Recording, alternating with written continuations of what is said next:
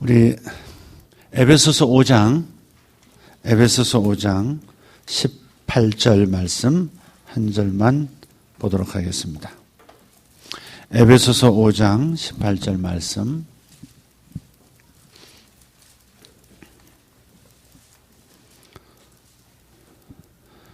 시작. 술 취하지 말라. 이는 방탕한 것이니 오직 성령으로 충만함을 받으라. 아멘. 이제 술 취하지 말라. 이것은 방탕한 것이다. 분명히 말씀하셨어요. 굳이 여기다가 굳이 막걸리는 술이 아니지 않냐. 맥주는 독일 사람은 음료수로 마신다. 굳이, 아니, 땡겨서 자꾸 이렇게 기분 좋아지는 것은 술이지. 자꾸 마시고 싶어서 마시고, 막 땡기고 막 이렇게 끓는 찌개 소리만 들려도 막 갑자기 생각이 나고, 그건 이제 술이고 중독이 있는 거죠. 자, 술 취하지 말라. 방탕한 거. 근데 참 이상한 일이에요. 오늘 이 말씀에. 왜 술 취하는 거하고, 요 성령 충만 받는 거하고 같이 썼을까? 첫째는 양상이 비슷하거든요. 술 취하는 상황하고 이렇게 성령 충만하면 제정신이 아니에요. 본래 성격이 나타나요. 전혀 딴 인물이 나타나요. 이 안에 있던 다중인격이 나타나기 시작해요. 근데 이제 성령 충만하면 이 안에서 이제 예수의 성격이 나타나기 시작. 우리 예수님의 성품이 나타나기 시작. 예수님의 열정이 나타나기 시작. 이거 참 몇 번을 해야 이제 아멘하고 있어요. 예수님이 나타나. 나는 사라지고 전혀 다른 존재가 나타나는 거예요. 술 취해도 그러잖아요. 어떤 사람은 그렇게 다정다감한 사람이 술만 취하면 까부시고, 때리고, 밤새도록 자식들을 무릎 꿇게 앉혀놓고 새벽까지 잔소리하고 전혀 다른 인격이 나와요. 소심하던 사람이 과장님 그러시면 안 되는 겁니다. 이렇게 나오고 말이지. 전혀 다른 모습이 막 나타나죠. 근데 성령 충만해도 정말 그러는 거예요. 내가 가지고 이게 난가 싶을 만큼의 다른 모습이 나타나요. 예수 믿고 성령 충만 받고 나니까 이렇게 자꾸 앞에 나서고 싶더라고요. 저는 앞에 나서는 사람이 아니거든요. 남 앞에 말하는 걸 굉장히 부끄러워하던 사람인데 이 성령 받고 나니까 자꾸 말하고 싶은 거예요. 그래가지고 예배 때마다 손을 들어서 목사님 간증하게 해달라고. 그래서 예배 때마다 꼭 한마디 하고 들어왔어요. 근데 우리 목사님이 좀 관대하셨죠. 이영재 얘기하라고. 나가서 간증 다른 게 없어요. 오늘도 하나님께서 내 기도를 들어주셨습니다. 오늘도 기도하고 이렇게 할 수 있도록 힘을 주셨습니다. 그런 얘기부터 시작해서 다른 이제 실제적인 간증도 있었겠어요. 그러다가 이제 간증할 거 없으면 이제 하나님께 영광 돌리고 싶다고 또 손 들고 매 예배 때마다 일어나가지고 나가서 가사의 은혜 받으시기 바랍니다. 그래서 이제 기도 많이 해가지고 육자백이 이제 목소리가 된 신 목소리로 박자 무시, 멜로디 무시 그냥 이렇게 찬송하고 3절까지 4절까지 다 하고 들어가고 그랬던 기억이 납니다. 어쨌든 하나님 이 성령으로 충만하게 되면 내 안에 씨앗처럼 숨어 계시던 그 예수님이 큰 나무처럼 전면에 나타나는 그런 경험을 하게 된다는 거죠. 어쨌든 이 양상이 같다. 술 취함이라고 하는 것과 이 성령 충만의 상태가 아주 비슷한 부분이 있다는 것이에요. 그래서 같이 나란히 놓은 거고요. 또 술 취하지 말라는 술로 채워졌다는 거 아니겠어요? 그죠? 처음에 사람이 술을 먹고 술이 사람 먹는다 하듯이 여기 이제 술로 꽉 채워진 상태. 성령 충만이란 말은 성령으로 꽉 채워진 상태를 말하죠. 사실 꽉 채워질 뿐 아니라 넘쳐나기 시작하는 상태. 그게 이제 성령 충만이에요. 다른 말로 하면 사람은 무언가에 의해서 채워질 수밖에 없는 그릇이라는 거죠. 사람은 그릇이라는 거예요. 뭔가를 담아야만 하는. 이것이 하늘의 것을 담든 세상의 쓰레기 같은 것을 담든 간에 사람은 절대 빈 상태로 존재할 수 없는 그런 존재로 지음받았다는 거죠. 지난번 잠깐 언급했나요? 최근에 이런 책이 있어요. 사람은 언제부터 지루함을 견디지 못했을까? 두꺼운 책이에요. 19,000원씩이에요. 네. 사람은 언제부터 지루함을 견디지 못했을까? 그 인류 역사를 지루함이라고 하는 관점으로 철학적인 입장에서 뭐 인류 문화사적인 입장에서 도로도로 공부 많이 한 분이 쓴 책이거든요. 근데 사람은 지루한 걸 견디지 못한다는 거예요. 한번 가만 생각해 보세요. 화장실 문자족이 왜 생겼어요? 지루함을 견디지 못해요. 그 시원하게 볼일 보는 순간에도 사실 배설의 쾌감이 으뜸 가는 쾌감이거든요. 밥을 먹는 것보다 배설 욕구가 강렬하잖아요. 밥 안 먹는 건 참을 수 있어요. 그냥 쏟아져 내리는 건 못 참습니다, 이거. 그냥 체면 물고 어떨 때는 그냥 길가에서 그냥 뭐 바지 내리는 수밖에 없는 때도 있잖아요. 배설 욕구는 쾌감 중에 쾌감이에요. 가장 큰 성욕의 욕구 있고 식욕도 있고 뭐 다 있지만 배설 욕구가 가장 큰 겁니다, 이게. 그래서 이제 볼일 보는 거. 그런데 화장실에서 그 쾌감을 느끼는 순간에 이 뱃속의 쓰레기가 쫙 나가는 그 좋은 시간에 그 좋은 시간에 또 이렇게 다 계속해서 이렇게 문자 보내줘. 이렇게, 인터넷 받아 또 여행해야 되죠. 이 사람은 지루함을 견디지 못해서 뭔가를 자꾸 만들어내고 그것이 이제 창의적인 모습으로 나타나지만 그것이 사람을 또 쓰레기 오염으로 가득한 영혼으로 만든다는 거죠. 끊임없이 뭔가를 하지 않으면 안 돼요. 끊임없이 뭐 새로운 것을 접촉하지 않으면 견디질 못해요. 어제 먹었던 밥 계속 먹을 수가 없는 거예요. 바깥에 외식이라 하다든지. 오늘 아무리 진수성찬이라도 아무리 집에서 계속 먹어도 갑자기 나가서 라면 먹고 싶은 그 지루함을 견디지 못하는 거예요. 견디지를 못하는 거예요. 그래서 여러분 이것을 잘 살펴야 되는데 이 지루함을 견디지 못한다 하는 이 표현처럼 사람은 뭔가로 채워야만 이것을 견딜 수 있는 거예요. 그렇게 지어졌어요. 텅 빈 그릇으로 이렇게 지어졌다. 그래서 성경에 이 텅 빈 그릇 이야기가 참 많이 나오는 거예요. 열왕기 하서 4장에도 거기 지난 수요일에 말씀을 잠깐 들었습니다. 금요일에 말씀 들었습니다만은 거기 이제 이 사르밧의 과부 어린 아들과 함께 마지막 전병 부쳐먹고 죽으려고 했던 그 여인, 그 가루통, 그 기름병, 또 나중에 또 엘리사에 의해서 또 이제 경험되어진 바로 그 기름병의 모든 그릇으로 이제 기름을 채우는, 그래서 빚을 갚고 살아갈 생활비를 얻어내는 하나님의 놀라운 기적의 이야기들을 보면 전부 그릇들 얘기. 예수님께서도 처음 요한복음 2장에 처음 공개적인 기적을 행하실 때, 첫 번 기적을 행하실 때 가나 혼인잔치집에서 포도주가 떨어진 상태, 그래서 황망한 상태에서 주님께서 물을 포도주로 바꿔주실 때 6항아리, 빈 항아리에 물을 가득 채워서 그 물을 포도주로 바꾸어주는 기적이 첫 번째 기적이에요. 하나님께서는 채우시는 분이라는 거죠. 예수님도 채우시는 분이에요. 성령님도 채우기 위해서 우리에게 오신 거예요. 성령 충만, 오직 성령의 충만함을 받으라는 말은 성령이 여러분 안에, 저 안에 채워지기를 원하신다는 거예요. 근데 이게 최고의 선물이거든요.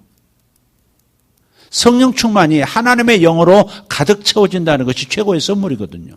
성령 충만 받으면 사람이 달라지거든요. 자기 자신이 첫째 알아요. 다른 사람 눈치채지 못해도 나는 알아요. 그것이 어떤 사람은 격렬한 열정으로 나타나기도 하고 어떤 사람은 이루 말할 수 없는 잔잔한 고요함 속에서 깊이 하나님과 교통하고 세상을 관조할 수 있는 어떤 깊은 통찰력과 직관력으로 이렇게 자기 자신이 변화되는 것을 느끼게 돼 있어요. 어떤 형태든지 성령님이 임하시면 사람은 달라질 수밖에 없어요. 조물주가 사람 속에 들어오시면 사람은 절대 그 모습대로 살 수 없습니다. 달라지게 되어 있습니다. 아멘입니까? 하나님을 정말 만나야 하는 것이 예배의 목적입니다. 여러분 정말 아침에도 잠깐 말씀드렸지만 경계하셔야 합니다. 내가 예배를 잘 드렸다 착각하면 안 된다는 거죠. 예배 드렸으니까 하나님 이 정도면 만족스러우시겠지. 이거 착각이라는 거죠. 예배는 정말 하나님을 만나야 되고 하나님을 만난 흔적이 있어야 돼요. 모세가 산에 올라가서 하나님과 접촉하고 내려왔을 때 사람들이 그의 얼굴에서 빛이 나는 것을 다 보았듯이 빛이 나는 것을 보았듯이 그것을 천으로 가려야만 할 정도로 광채가 났다는 거, 이건 우리에게 시사하는 바가 크죠. 우리가 진짜 하나님을 만난 예배를 경험했다면 여러분 집에 돌아가면서 틀림없이 여러분을 알아보는 사람, 여러분의 얼굴에서 빛이 나는 것을, 여러분의 영혼에서, 여러분의 인격에서, 여러분의 삶의 모습에서, 여러분의 활짝 핀 꽃처럼 빛나는 그 미소 속에서 하나님 만난 흔적이 나타나야 하는 거죠. 당신 뭐가 있지? 당신 뭐 행전 뭐가 있구만. 이렇게 다른 사람이 눈치챌 만큼의 무엇인가가 얼굴에, 삶 속에, 행동에, 말 속에 나타나는 거예요. 그런 예배가 아니면 여러분은 스스로 속고 있는 것이다 이 말이에요. 스스로 속는 예배 드리지 말자 이 말이죠. 네. 내가 제대로 시간 지켜서 하나님 앞에 드릴 것 드리고 하나님 뜻대로 잘 경건한 마음으로 드렸다. 이것이 예배 드렸다. 꿈 깨라 이 말이죠. 분명히 예배 전과 예배 후가 내 심령 안에서 뭔가 달라진 것을 자기 스스로 느낄 수 없다면 헛된 예배를 드리는 것일 수 있어요. 하나님 만나고서 어떻게 변하지 않을 수 있냐 이 말이에요. 뭔가 죄에 대해서 강력한 깨달음, 강력한 죄의식을 통해서 회개하면서 뒤집어진 이야기가 분명히 있어야 하는 것이죠. 어떻게 그렇게 살고 회개가 없단 말이에요. 어떻게 일주일 내내 하나님을 잊어버리고 살고 그냥 푹 묻혀서 살아오면서 그것이 하나님 앞에서 깊은 변화로 이끄는 그런 회개로 나를 이끌지 못하냐 이 말. 여러분 진짜 예배를 드려야 합니다. 하나님은 은혜와 물은 항상 낮은 곳으로 흐르게 돼 있어요. 은혜와 물은 어디로 흐른다? 낮은 곳으로 흘러야 돼요. 흐르게 돼 있어요. 은혜하고 물은 반드시 높은 곳에서 낮은 곳으로 흘러요. 그래서 낮아진 마음, 그것을 마태복음 5장 3절에서는 심령이 가난한 자는 복이 있나니 천국이 저희 것입니다. 하늘은 제가 비참한 상태입니다. 주님, 제가 너무 갈급한 상태입니다. 제가 너무 텅 빈 영혼 같습니다. 이대로 더 이상 살다가는 제가 죽을 것 같습니다. 바로 그렇게 낮아진 영혼 속에 하나님의 영은 임하시는 거예요. 그래서 우리가 텅 빈 마음, 갈급한 마음, 낮아진 마음, 비어지고 해체된 주님 없이는 살 수 없겠습니다. 더 이상은 못 견디겠습니다. 하는 그런 낮은 마음, 여기에 은혜가 흘러 들어가는 거예요. 물과 은혜는 낮은 곳으로 흐른다. 시작. 좀 크게, 물과 은혜는 낮은 곳으로 흐른다. 절대 높아진 마음에는 채워지지 않습니다. 높아진 마음에는 절대 하나님의 은혜가, 하나님의 성령이 충만해지지 않습니다. 하나님의 영이 임하시면 여러분의 삶은 분명히 달라집니다. 여러분의 영혼도 달라지고 그것이 넘쳐나서 여러분 삶에까지 나타나면 그럼 틀림없어요. 여러분의 손으로 하고 있는 모든 일에 성령의 역사가 나타나게 돼 있어요. 아멘입니까? 틀림없어요. 하나님은 영혼만 구원하시는 게 아니니까. 삶을 구원하시는 분이니까. 그래서 반드시 역사가 일어나요. 자식에게 이래라 저래라, 왜 못한다 잘한다, 이거보다도 사실은 자기가 성령으로 충만해지면 자연스럽게 성령의 권능이 또 자녀들에게 영향을 끼치고요. 그래서 자녀가 그냥 자신의 부모의 잔소리가 없음에도 불구하고 자연 발생적으로 이렇게 달라지는 것을 경험하게 돼요. 자, 그런데 여기서 말씀을 성령으로 충만하라, 성령의 충만함을 받으라 하는 이 말씀은요, 죄송합니다. 여기 이제 헬라어 문법으로 보면 현재형, 수동태, 명령형이에요. 근데 명령형이라고요. 명령형. 특정한 사람만 성령 충만 받아라. 그렇게 하나님의 영으로 체험을 받아라. 말씀하시는 게 아니에요. 특정 교단만 성령 충만한 게 아니에요. 순복음 교단만 충만한 게 아니에요. 장로교단, 감리교단, 침례교단, 순복음 교단 할 것 없이 모든 그리스도인들, 모든 거듭난 사람들은 하나님의 영으로 충만해져야 돼요. 그래야 하나님의 영으로 충만해져야 제 기능을 발휘해요. 자동차는 기름이 채워져야 제 기능을 발휘해요. 비행기도 비행기에 들어갈 오일이 들어가야 비행기 노릇을 해요. 그런 것처럼 사람은 본래 하나님으로 채워져서 하나님의 목적을 이루는 것이 사람의 존재 목적이고 창조 목적이에요. 근데 사람이 스스로 하나님의 일을 할 수 없고 하나님의 목적을 이루어드릴 수 없고 하나님이 원하시는 수준의 삶을 살 수 없어요. 그래서 오직 성령이 들어오셔서 예수의 영이 들어오셔서 채워져야만 예수님께서 원하시는 성경이 원하는 삶을 살 수 있다는 거예요. 그러니까 여러분이 성령 충만을 요구해야 될 때가 언제예요? 성경대로 못 살 때, 성경대로 살 능력이 없는 것을 발견했을 때, 바로 그때가 성령 충만을 요구해야 될 때인 거예요. 모두가 다. 그러니까 거듭난 사람은 하나님의 영으로 충만한 것이 첫 번째다. 하나님의 일을 하는 것이 첫 번째가 아니다. 성령으로 충만해지는 것이 첫 번째다. 그러면 성령으로 충만해지면 내 안에 계신 성령께서 나를 통해서 하나님의 일을 시작하신다. 하나님의 비전이 선명하게 보이기 시작하고 하나님께서 가라 하시는 길이 분명하게 보이는 거예요. 이게 첫 번째예요. 눈 사태가 났을 때 눈 속에 파묻히면 여러분 그런 경우를 대비해서 여러분 이 눈 사태에서 살아남는 법을 팁으로 알려드리도록 하겠습니다. 눈을 번쩍 뜨시고 눈 사태에 파묻히게 되거든 살아나오는 방법 꼭 들으시길 바랍니다. 자, 졸음도 마찬가지입니다, 사실. 눈 사태에 이제 눈 속에 갇혔잖아요. 근데 눈 속에 갇혔을 때 첫 번째 해야 될 일은 침을 뱉어라 합니다. 침을 뱉어라. 두 번째 눈을 파랍니다. 근데 첫 번째를 빼고 눈부터 파기 시작하면 더 죽음으로 들어갈 수 있습니다. 눈이 천지사방으로 다 덮었어요. 꽉 압력으로 누르고 있어요. 근데 아직 호흡은 할 수 있고 그리고 내 의식이 있어요. 그럴 때 빨리 자기가 살아나올 수 있는 방법, 침부터 뱉어야 합니다. 그래서 이런 공간을 조금 눈앞에 공간을 맡은 다음에 침을 모아가지고 탁 뱉으면 어느 방향으로 떨어지는 걸 보라는 거죠. 중력은 작동하고 있다 이 말. 사방에 꽉 막혔어도 중력은 사라지지 않았어요. 그래서 침을 뱉었을 때 이게 뱉었는데 내 눈으로 떨어졌다. 그럼 내가 하늘을 보고 누워 있는 거예요. 이해가 되세요? 그러면 그 방향으로 눈을 파면 살아나올 확률이 높아지는 거죠. 근데 이 침을 안 뱉어보고 그 상태에서는 뒤집혀 있고 어떻게든 지금 몰라요. 충격을 받아서. 그 상태에서 그냥 살겠다고 하면 무조건 어떤 눈사태 속에서 사람을 끄집어내고 보니까 10m를 팠더래. 근데 죽었어. 10m 팠으면 상당히 여유가 있는 거 아니겠어요? 근데 저 태양을 볼 수 있는 하늘을 볼 수 있는 반대 방향으로 계속 판 거야. 10m를. 여러분 이게 중요한 거예요. 중력의 흐름을 따라가는 거죠. 우리가 하나님의 일을 하는 것도 참 중요한 목표, 가장 궁극 목표지만 그러나 내 힘으로 할 수 없고 하나님의 영으로 채워져야 하나님의 영이 나를 놔두게 만든다. 아멘? 이 원리는 먼저 붙잡아야 할 원리라 이 말이죠.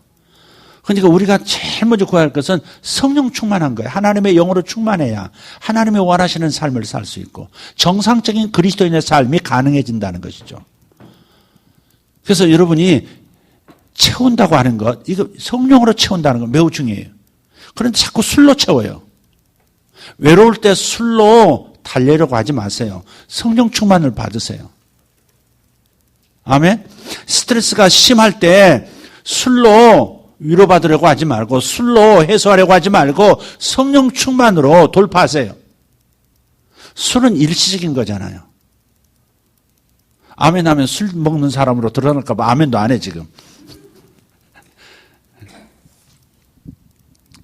정말 술은 정말 자기 밑바닥을 보이는 거예요. 그게 하늘로 체험을 받아. 그러니까 마태복음 5장 3절 아까 마음이 가난한 자는 복이 있나니 심령이 가난한 자는 복이 있나니 하늘이 저를 덮어줄 것이다. 그 말이거든요. 하늘이 나를 자꾸 하늘로 채워져야 하늘의 사람으로 살 수 있는데 자꾸 세상의 방식으로 나를 그 텅 빈 영혼을 채워서 이 상황을 극복해 보려고 하는 것처럼 어리석은 마치 목마르다고 바닷물을 끊임없이 퍼먹는 것과도 같은 표류하는 남자가 바닷물을 퍼먹는 것과도 같은 그런 행위가 되는 거죠. 그러니까 오직 모든 상황에서 답은 하나님의 영으로 채워지는 것. 이게 답이에요. 재정 때문에 어려우세요? 성령 충만이 답이에요. 자녀 때문에 어려우세요? 이런 방법 저런 방법 얘기하지만 하나님의 영으로 채워져야 정답을, 그게 중력을, 우주적 중력, 하늘의 중력을 따라가는 방법이에요. 그래서 성령으로 채워지는 것을 사모하셔야 돼요. 근데 성령으로 충만해지는 걸 사모하지 않는 이유는 술로 채워지지 않았다 할지라도 다른 것으로 채우기 때문에 그래요. 아까 지루함을 견디지 못한다 그랬죠. 그냥 오만 가지로 그냥 나를 막 채워버리니까 하나님의 영이 들어가실 틈이 없는 상태가 돼버리는 거예요. 자, 그런 상태를 성경에서는 이렇게 얘기해요. 누가복음 14장을 한번 펴보세요.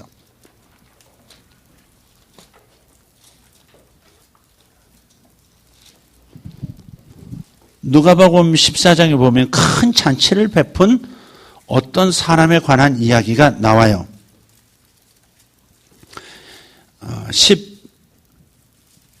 16절에 보니까 15절부터 읽어볼까요? 누가복음 14장 15절부터 24절까지. 자, 시작. 함께 먹는 사람 중에 하나가 이 말을 듣고 이르되 무릇 하나님의 나라에서 떡을 먹는 자는 복되도다 하니 이르시되 어떤 사람이 큰 잔치를 베풀고 많은 사람을 청하였더니 잔치할 시각에 그 청하였던 자들에게 종을 보내어 이르되 오소서 모든 것이 준비되었나이다. 다시 스톱. 모든 것이 준비되었나이다. 오소서 모든 것이 준비되었나이다. 이게 하나님 나라의 잔치예요. 이게 예수님께서 우주를 위해서 준비하신 자신 있는 초청장의 내용이에요. 오소서 모든 것이 준비되었나이다. 하나님께 돌아오면 모든 것이 준비되어 있습니다. 여러분이 믿음이 따라주지 못해서 지금 하나님을 충분히 경험하지 못해서 삶의 난제를 타개하지 못했다 할지라도 여러분이 놓쳐서는 안 되는 거, 하나님의 힘을 쫓아가라는 거죠. 오소서 모든 것이 준비되었나이다. 이 말씀을 믿으시라는 거예요. 여러분이 지금 기도했어도 응답받지 못하는 문제 속에 허덕여도 그래도 이 말씀은 놓치면 안 돼요. 오소서 모든 것이 준비되었나이다. 그 모든 것 하나는 바로 나의 이 고통, 나의 이 어려움, 나의 이 혼란스러움을 해결할 해답도 포함되어 있는 거예요. 오소서 모든 것이 준비되었나이다. 지금도 이 말씀을 듣고 계신가요? 이 말씀을 듣고 계신가요? 정말 듣고 계신가요? 오소서 모든 것이 준비되었나이다. 모든 것 안에 그대가 고민하는 그 모든 것이 들어있다고요. 주님은 만물을 창조하신 분이고 만물이 살아갈 충분한 모든 조건들을 다 만들어내신 분이시고 그것들을 충분히 활용해서 삶의 넉넉함에 이르도록 준비되어 계신 분이세요. 그러니까 모든 것 안에는 여러분의 문제가 반드시 포함됐어요. 아니야, 이건 아니야. 이건 아니야 라고 하지 마세요. 이건 아니야. 이건 아닐 거야. 그러나 다음에 하나님을 도와야지. 그러나 앞에 하나님을 두고 이렇게 가서는 안 돼. 우리 목사님은 참 좋은 분이시오. 그런데 말이 많으셔. 이렇게 하나님은 무엇이든지 하실 수 있는 분이셔. 그러나 내 문제는 관심이 없으신 것 같아. 이거 그러나 다음에 하나님으로 가야지. 하나님을 앞에 두고 그러나 다음에 자기 상황을 얘기하면 안 된다 이 말. 응? 내 상황이 형편없어. 남에게 이야기하기도 어려울 만큼 너무 고통스러워. 그러나 하나님은 모든 것이 준비되었으니 오라고 말씀하는 분이셔. 할렐루야. 바로 하나님을 바로 그러나 다음에 나의 삶의 상황과 형편 뒤에다 고정시키는 것이 매우 중요해요. 거꾸로 하시면 안 돼요.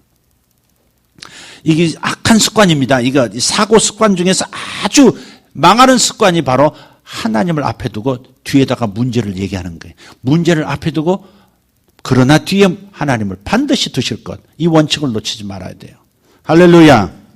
아멘. 자, 오소서 모든 것이 준비되었나이다 하매 18절 다 일치하게 사양하여 한 사람은 이르되 나는 밭을 샀음에 아무래도 나가보아야 하겠으니 청컨대 나를 양해하도록 하라 하고 또 한 사람은 이르되 나는 소 5겨리를 샀음에 시험하러 가니 청컨대 나를 양해하도록 가라 하고, 또 한 사람은 이르되 나는 장가들었으니 그러므로 가지 못하겠노라 하는지라.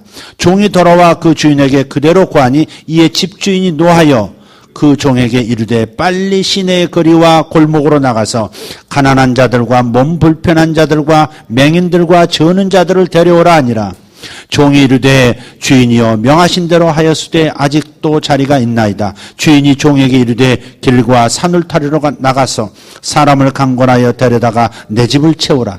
내가 너희에게 말하노니 전에 청하였던 그 사람들은 하나도 내 잔치를 맛보지 못하리라 하였다 하시니라. 아멘. 아주 엄중한 말씀입니다. 참 엄중한 말씀입니다. 지금 큰 잔치를 베푸시는 이분이 바로 그분이시죠. 그런데 하나같이 사양한다는 거예요. 하나같이. 왜? 좋은 일이 있다 이거죠. 내가 그 잔치에 안 가도 내가 넉넉하다. 그런 꽉 채워진 마음으로 사람들이 살아간다는 것을 말씀하고 있는 거죠. 그죠? 하나님이 그다지 필요 없는 인생들이 많아요.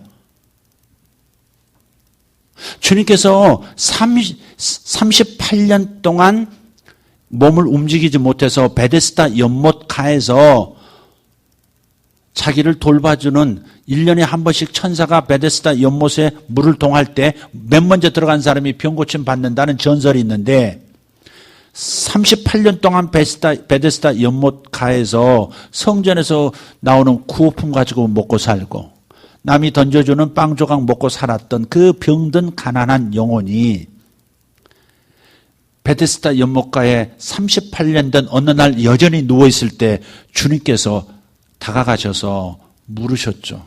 위에서 해를 등지고 누워있는 그 병자에게 네가 낫기를 원하느냐 그렇게 물으셨어요. 아니 낫고 싶지 않은 사람이 어디 있을까? 38년 동안 지긋지긋한 병을 앓았으면 다 낫고 싶지. 사람은 누구나 지금 이 고통스러운 상황에서 벗어나고 싶은 것이 당연한데 왜 예수님께서는 그 사람에게 그렇게 물으셨을까? 네가 낫고자 하느냐? 왜 물으셨을까? 그 사람은 낫고 싶지 않을 수도 있는 거예요. 사람은 얼마나 적응력이 빠른지 고통스러운 상황도요, 금세 적응해서, 이게 더 낫네? 이거, 이렇게 살아보니까 이것도 괜찮네? 적응해버린다는 거죠. 5년도 아니고 10년도 아니고 거의 40년을 환자로 누워있다 보니까, 그래도 죽지는 않는다. 성전에서 나오는 구호품으로 먹고 살고, 다른 사람이 불쌍히 여기서 뭐 돈 몇 푼씩 던져주고, 이것도 꽤나 괜찮네? 내가 애쓰고 힘쓰지 않아도 죽지는 않는구만. 또 다른 사람이 동정해 준다 이 말이죠. 그러니까 베데스다 연못에 있던 그 남자처럼 그 병자처럼요. 하나님의 도움을 실제로는 별로 요구하지 않는 그리스도인들 많습니다. 상태를 보면 그래요.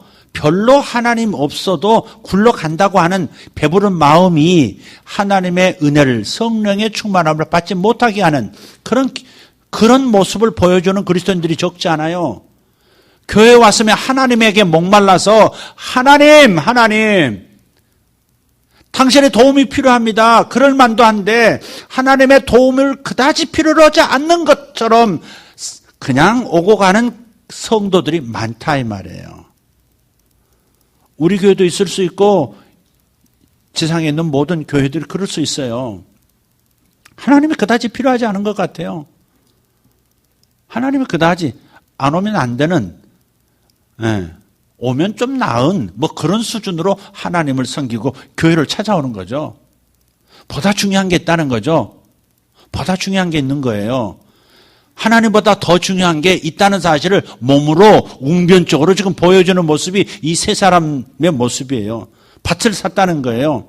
밭을 샀다는 게 뭐 소유가 늘었다는 거죠. 소유 때문에 배부른 거예요. 결국은 대비해 보면 요 거절했던 사람을 향해서 노했다 그러시잖아요. 아니 우리가 땅을 샀다고 주님 우리 사촌이신가? 왜 배가 아파? 땅 샀다는데 축복해 주실 일이지 왜 화를 내시냐? 노하여 그랬단 말이에요. 노하여 21절 노하여 그랬어요. 집주인이 화났대. 하나님이 열받으셨다는 거죠. 그래서 이 배부른 놈들 좋다. 자, 자신들이 쪼다라고 생각하는 사람들은 다 내게로 와라 해가지고 그 다음에는 뭐 병든 자, 맹인, 막 저는 자 다 데리고 오잖아요. 그러니까 이 사람들이 결국은 소유가 넉넉한 사람들은 배부른 사람이라 이 말. 그냥 재산만 늘어간 게 아니에요. 재산만 넉넉한 게 아니라 100가지도, 심령의 100가지도 넉넉한 거예요. 그러니까 성령의 충만, 하나님으로 목마르지 않다는 거죠. 그래서 아하, 이게 가난한 사람이 부자보다 더 목마르구나. 아, 건강한 사람보다 지금 몸에 병이 있는 사람이 더 갈급한 하나님을 찾을 수밖에 없는 사람이구나. 그렇게 지금 주님은 해석하시는 거죠. 그래서 마태복음에는 마음이 가난한 자는 복이 있다 그래 놓고 누가복음에서는요, 실제 가난한 사람이 복이 있나니 천국이 저희 것이라 그랬단 말이에요. 그러니까 어떤 사람이 마음이 가난하냐? 부자보다는 가난한 사람이 대체적으로 마음이 가난해요. 건강한 사람보다는 몸이 약한 사람이 대체적으로 더 하나님에 대한 목마름이 있어요. 뭐 그렇지 않은 경우도 있죠. 많은 경우에 그래요. 네. 그렇지만 어쨌든 여기는 소유가 넉넉한 거예요. 그래서 소유가 있기 때문에, 이 소유가 넉넉하기 때문에 하나님을 그다지 필요로 하지 않는 이런 태도를 보인다 하는 것을 말씀하고 있어요. 그때 당시 바리새인들이 그랬죠. 서기관들이 그런 거예요. 세리들이 돈이 많죠. 바리새인들 율법으로 자기 자의식으로 가득 차 있죠. 남들보다 반듯하게 산다고 하는 종교적 자만감이 가득 차 있죠. 사두개인들 돈이 넉넉하고 언제든지 제사장직을 살 수도 있고 대제사직도 살 수 있고 권세와 권력은 돈으로 얼마든지 살 수 있다고 했던 사람들이 사두개인들이야. 예루살렘의 중심은 요직들은 전부 사두개인들이 차지하고 있었단 말이에요. 바로 그 사람들이 배부른 사람들이에요. 그 사람들은 천국을 경험하지 못해요. 그 사람들은 하늘로 체험을 받지 못해요. 그 사람들은 성령의 충만함을 받지 못해요. 두 번째 사람이 있어요.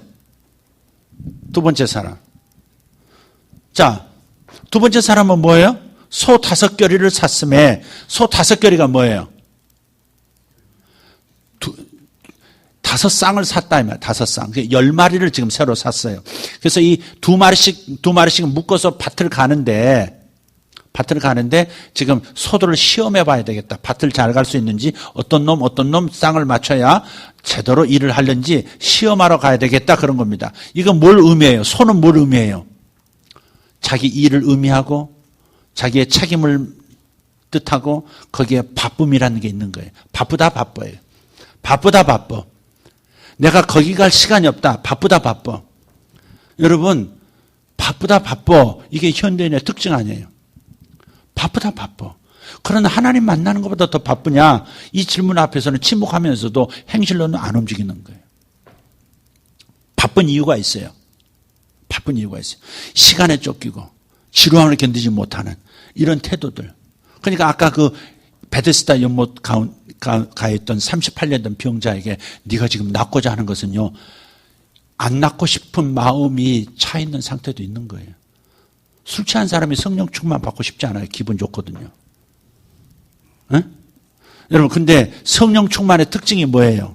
성령 충만은 꽉 찼으니까 그 다음은 성령을 더 요구하지 않는다. 그건 거짓말입니다. 여러분, 영상에 중독된 사람들은 끊임없이 스마트폰을 뒤지면서도 와, 많이 봤으니까 만족한다. 그런 거 없어요. 자기 전까지 눈꺼풀이 뒤집을 때까지 계속 돌리다 그러면서 이렇게 가는 거죠.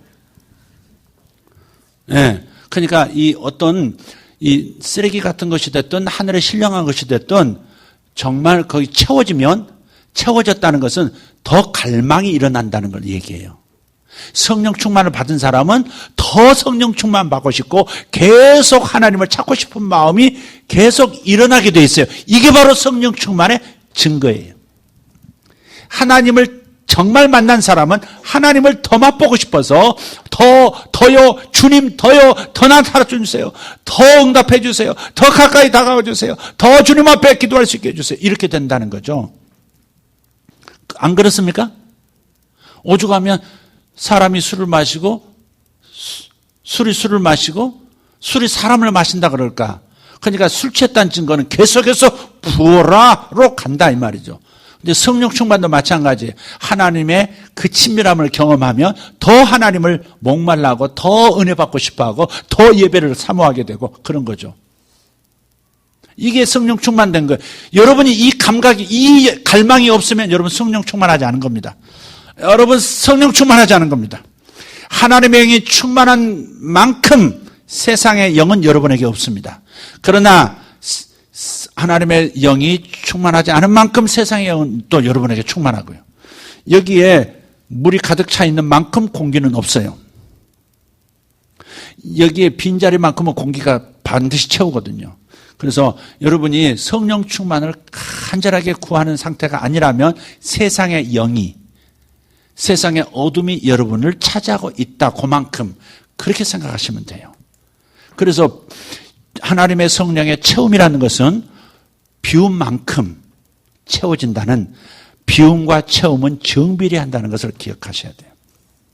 그래서 갈망이 일어나야 돼요.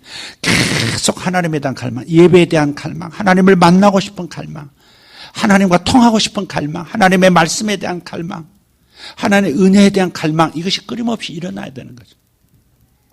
여러분은 여러분의 삶을 통해서 이것을 계속해서 이 갈망을 성장시켜 나가야 합니다. 여러분 가족이 아프신가요? 사랑하는 가족이 아플 때 얼마나 안타까워요? 그것을 단지 안타까움으로 채우고 그 빈 부분을 내가 수고함으로 메꿈으로써 안도감을 얻는 것으로 마치지 말고 하나님에 대한 갈망으로 바꿔버리세요. 내 사랑하는 내 가족이 이렇게 몸이 아픕니다. 얼마나 고통스럽겠습니까? 그럴 때 가족으로서 뭘 해야 되겠어요? 그럴 때 가족으로서 이 상황, 이 고통스러운 상황, 지켜볼 수밖에 없는 이 고통스러운 상황 속에서 하나님에 대한 갈급함으로 바꿔버리라 이 말. 이 상황을 하나님께 들고 가는 지혜가 있어요. 그래서 하나님 앞에 주님, 내가 당하는 고통도 고통이지만 주님, 그의 고통도 얼마나 크겠습니까? 주님, 어떻게 하면 되겠습니까? 내가 어떻게 하면 고통을 덜어줄 수 있겠습니까? 하나님 어떤 사람을 필요하시다면 보내주시고, 아버지 새로운 물질이 있다면 그것도 좀 연결해 주시고, 그러면서 끊임없이 하나님과의 교통으로, 하나님에 대한 갈급함으로 자신의 상황을 바꿔나가는 것이 지혜다 이 말이죠. 갈급하지 않으면 안 돼요. 오죽하면 주님께서 다리 하나를 자르고서라도 천국을 사모하라 그랬을까? 눈 하나 뽑아버리고서라도 천국이 낫지 않겠느냐 그렇게 말씀하셨을까? 너무 배부른 거예요. 너무 바쁜 거예요. 바쁘다 바빠. 그래서 오늘 예배 못 왔다. 바쁘다 바빠. 이유는 이때니까요. 그러나 하나님 앞에서 그 이유를 댈 수 있겠느냐? 주님은 밭을 샀으니까 당연히 확인하고, 소를 샀으니까 소가 제대로 산 소인지, 종들이 사온 소가 제대로 된 소인지 체크하는 것이 당연하다 이 말이에요. 사업가로서 당연히 할 일을 하는 거예요. 그러나 주님의 태도는, 반응은 뭐예요? 화나신다 이 말이에요. 나를 만나는 것, 내 잔치에 참여하는 것, 이것이 너에게 소중한 것이더냐? 아니면 네가 말하고 있는 그것이 소중한 것이냐? 하나님은 화내신다는 게. 마지막 세 번째 사람은 뭐 할 말이 조금 더 있어요. 한 사람은 이르되 나는 장가 들었으니 그러므로 가지 못하겠노라. 장가 들었어요. 신혼여행도 갔다 와야 되고, 그 다음에 갔다 온 다음에 양가 부모님 인사도 드려야 되고, 뭐 할 일만, 혼인신고도 해야 되고, 뭐 할 일이 많습니다. 이해가 충분히 될 수 있는 얘기지만 하나님은 노하여. 하나님은 노하여. 그냥 무엇이 더 중요한지 네가 중력 감각 없이 그냥 되는 대로 인생 파면서 살고 있구나. 제대로 어쩌다가 방향 맞아서 네가 그 눈을 뚫고 살아남을 수도 있겠다마는 만만치 않다. 살 수 있는 길은 한 방향뿐이다. 나머지는 전부 죽음의 방향이다. 그런데 네가 가장 중요한 나를 향한 중력의 그 이끌림을 받지 않은 채 침부터 뱉고 그 다음 눈을 파야 될 텐데, 그런데 너는 먼저 우선순위가 뒤틀려 있구나. 그래서 주님께서 화가 나신 거죠. 주님은 항상 화내시는 분은 아니에요. 나를 향한 안타까움 때문에 화가 나시는 거죠. 이 상황 자체가 화가 나는 거죠. 이 중요한 것을 나를 너에게 주겠다는데 나보다 더 중요한 게 있느냐. 그래서 여러분 핑계댈 거 없어요. 핑계대지 마세요. 죄인입니다 하셔야 돼요. 핑계대지 마세요. 죄인입니다. 제 욕심이 제 세상을 향한 이 어두움의 영이 저를 주님을 향해서 걸어가는 발걸음을 묶었습니다. 주님 제 탓입니다. 제가 죄인입니다. 이래야지. 이런 이유 저런 이유 이런 핑계 저런 핑계 어울리지 않습니다. 계속해서 이 세 사람의 반응처럼 살아갈 가능성이 매우 높은 태도입니다. 그건 회개해야 합니다. 회개해야 합니다. 하나님이 퍼스트. 하나님을 찾는 것이 나의 첫 번째. 하나님 만나는 현장에 내가 있어야 된다는 그분에게 내 얼굴을 보여드리고 내 모습을 보여드리고 그분의 은혜를 받고 그분의 성령으로 체험을 받는 것, 하늘로 체험을 받는 것이 첫 번째인데 제가 쓰레기로 채우면서 당연하게 생각하고 당연하게 하나님 앞에 보고하는 아버지 이런 어리석은 맹인과도 같은 사람이 접니다. 회개해야 합니다. 동의하십니까? 주님의 말씀이니까 동의하셔야죠. 반항하고 튀면 안 되죠. 그건 희망 없죠. 그건 희망이 없죠. 또 이런 경우도 있지만 한 가지만 더 말씀드리면 어떤 경우는 아까 그 베데스다의 연못 주변에 누워있던 병자 어떤 사람은 병을 키우는 사람이 있어요. 가정의 병을 키우더라고요. 자기 개인의 내적인 병을 키우더라고요. 좀 이렇게 교회 공동체 안에서 내 이런 약점, 이런 부족한 부분이 드러나면 내가 얼마나 가벼운 사람으로 그렇게 여겨질까. 자기를 감추고 싶은 이 체면 문화. 내 가정의 문제는 노출하면 안 돼. 이런 체면의 문화. 내 자신을 이렇게 사람들이 좋게 보고 있는데 내가 이렇게 이 좋지 못한 도덕적으로 윤리적으로 온전하지 못한 이런 삶을 가지고 있는 거 알게 되면 내 얼굴 땅에 떨어질 거야. 그거 마귀에게 다 속는 겁니다. 거짓말입니다. 거짓말입니다. 주님은 비워진 인생, 가난한 인생, 낮춰진 인생을 높여주시고 채워주셔서 보내십니다. 주님 앞에 와서 비워진 채로 가는 영혼은 한 사람도 없습니다. 주님 앞에 온 사람 중에서 체험을 받지 못하고 가는 영혼은 하나도 없어요. 스스로 꽉 찬 인생이기 때문에 하나님께 체험을 못 받은 거지. 체면으로 꽉 차 있어서 도무지 자신의 약점을 보이지 않습니다. 체면으로 꽉 차 있어서 자기 자신의 고통스러운 부분, 자기 자신의 못된 부분을 노출을 안 시킵니다. 그러니 5년 되고 10년 돼도 변화가 없는 것이고 위선적 신앙생활을 하게 될 수밖에 없는 것이고 최후의 그 결과가 어떤 모습이겠습니까? 주님의 앞에 가서 판단을 받을 때 지금 판단을 받고 지금 심판을 받고 스스로 심판하고 이래야 주님 앞에 가서 판단을 안 받지. 너 저 변두리 가서 살아. 이런 대우를 안 받지. 근데 뭐 이렇게 체면이 많은 거예요. 뭐 이렇게 감출 게 많은 거예요. 또 이런 성향의 사람도 있습니다. 옳다 됐다. 얘기하라고 그랬다. 하고서는 같은 얘기 반복하고 그럴 필요는 또 없어요. 그러나 치유받고 싶어하는 하나님으로부터 체험받고 하나님의 능력으로 체험받고 싶어하는 이 갈망은 절대 덮어서는 안 된다는 거예요.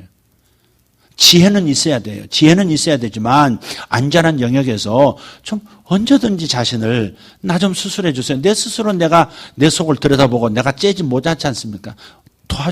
도와주시면 좋겠습니다. 이런 마음을 가지셔야 돼요. 아멘입니까?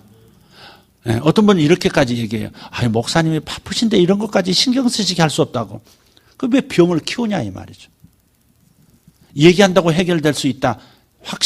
확답은 못 드려요. 그러나 노출하는 것은 하나님 앞에 노출하는 거예요. 그게. 주님은 완벽하게 치료하실 수 있거든요. 사람에게 노출하는 것 같지만 하나님에게 나 자신을 의탁하는 거잖아요. 하나님의 사랑에 의탁하는 거예요. 그래서 여러분 병든 채로 살아가지 마십시오. 가정이 병든 채로 살아가지 마시고 재정적인 면에서 병든 채로 살아가지 마시고 성격 습관에서 병든 채로 살아가지 마십시오. 주님 앞에서 치유해달라고. 주님께서 오늘도 물으세요. 네가 낫고자 하느냐? 진짜 낫고 싶으냐? 근데 안 낫고 싶을 수 있다는 거죠. 다른 사람은 나아야 될 텐데 저거 고쳐주면 행복할 텐데 하지만 본인은 아닌 거죠. 오늘 아침 말씀드렸던 저 미금역 사거리에 그 거린 그 남자 과연 누가 돈을 줘서 혹은 거할 집을 주고 또 일할 수 있는 직장을 준다고 합시다. 그분이 과연 그걸 받아들일까? 그건 자신 없어요. 장담할 수 없습니다. 그분은 거지 노릇이 좋을 수도 있습니다. 갈급한 사람, 목마른 사람, 배고픈 사람, 낮아진 영혼 거기에만 하나님의 성령, 하나님의 은혜가 임하는 것이기 때문에 여러분 주님 앞에 노출하고 나의 나약함을 보이는 것이 얼마나 아름다운 영혼으로 주님 앞에 나타나는지 몰라요. 주님 앞에 그렇게 서시기를 예수 이름으로 축복합니다. 다 같이 일어나실까요?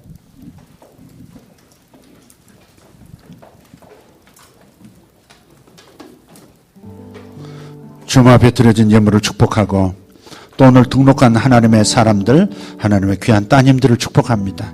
저들의 가정, 저들의 자녀 위에 주여 임하시고 하나님의 성령으로 충만한 자녀들 되게 하시고 하나님의 성령으로 충만한 오늘 등록자 우리 식구들 되게 하여 주시옵소서. 예물 드린 모든 예배자들 주님 성령으로 채워주시옵소서. 무엇보다 오늘 갈급한 마음, 꽉 찬 마음이 너무 고통스러운 사람들, 주님에 대한 목마름이 없이도 살아가고 있는 이 안타까운 현실 때문에 몸부림하는 영혼들에게 비워주시는 축복을 하나님께서 이루어 주시기를 원합니다. 하늘의 것으로 체험받기 위해서는 먼저 비워야 될 텐데 너무나 변비 걸린 것처럼 꽉 들어차 있는 딱딱한 돌 같은 상태 때문에 비워낼 수도 없는 영혼들, 오늘 이 시간 주님 직접 터치해 주십시오. 주님 심령을 만져주셔서 비워내게 도와주시옵소서.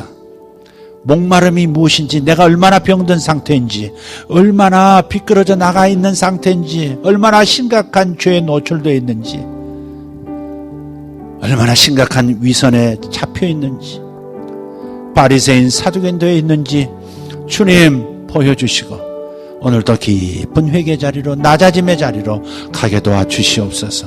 배고픔의 자리, 갈급함의 자리로 내려가게 도와주십시오. 주님 앞에 손을 들고 주님 제가 여기 있나이다. 주님 제가 여기 있나이다. 제가 너무 차 있는 것 같습니다. 주님 비워내게 도와주십시오. 비워내게 도와주십시오. 이 배부른 이 상태를 주님 배고픈 상태로 만들어 주시옵소서. 하나님, 주님 내가 얼마나 비참한 처지인지 하나님의 눈으로 볼 수 있도록 성령 하나님 역사해 주십시오. 주님 앞에 기도하며 나아가도록 하겠습니다. 주님 도와주십시오. 주님 제가 여기 있습니다. 주님 제가 여기 있습니다. 오늘 이 시간 그렇게 기도했으면 좋겠습니다. 옆에 계신 분 손을 잡고 같이 기도했으면 좋겠습니다. 부부도 같이 손을 잡고 기도하시고 서로를 위해서 기도하십시오.